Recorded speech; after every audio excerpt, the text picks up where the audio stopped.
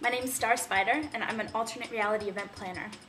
I strive to create immersive, interactive environments and experiences that allow people to step out of their everyday reality and play with their perspectives. I'm a blogger, a tweeter, a citizen of Facebook, and a resident of Second Life. Well over half my life exists in the digital world.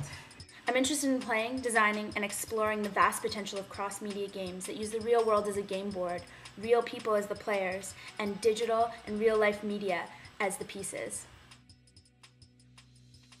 I first stumbled upon alternate reality games and the idea of merging fictional worlds with reality when I was in college. I was trying to figure out ways to expand on the field of event management.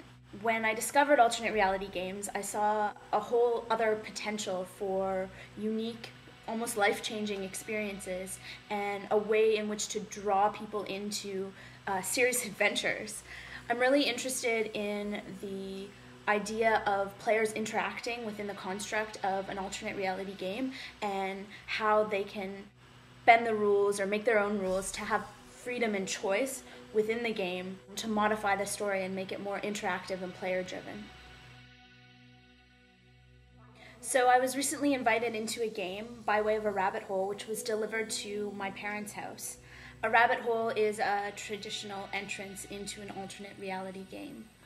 The rabbit hole consisted of a CD full of music and an old picture, an old family photo with a man's head circled in it.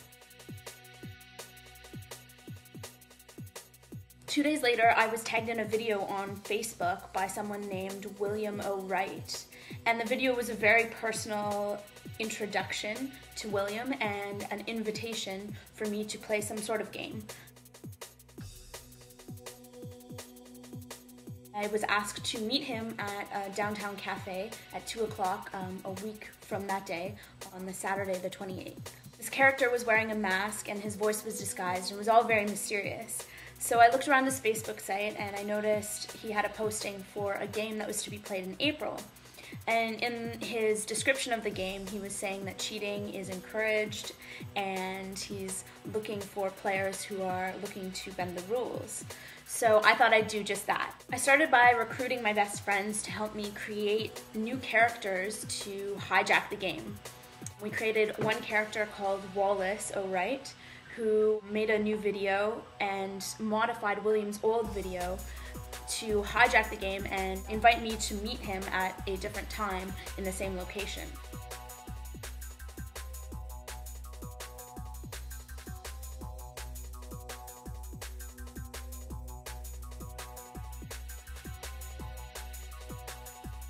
Wallace also invited other people to play the game and create their own characters in the game.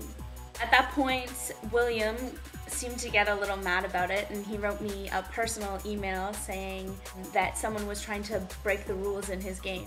So this precipitated a large blog for me discussing the value of hijacking and creating your own rules within games that already exist, because it allows for a more fluid and dynamic experience and it allows for the story to be player-driven as opposed to completely railroaded by the game designer.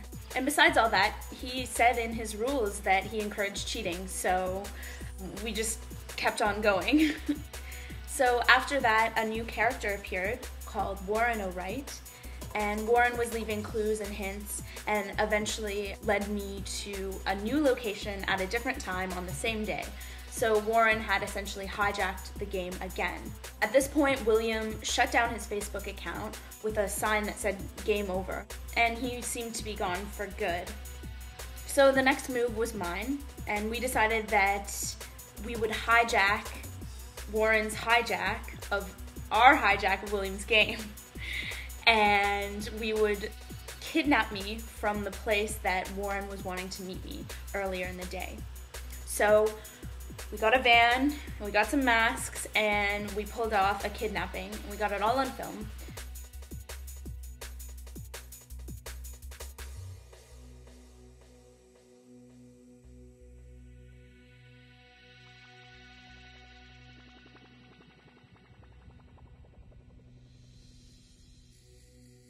And at that point, my friend who was helping me with the kidnapping decided to hijack the whole game entirely and take me off the board completely and whisk me away to Niagara Falls.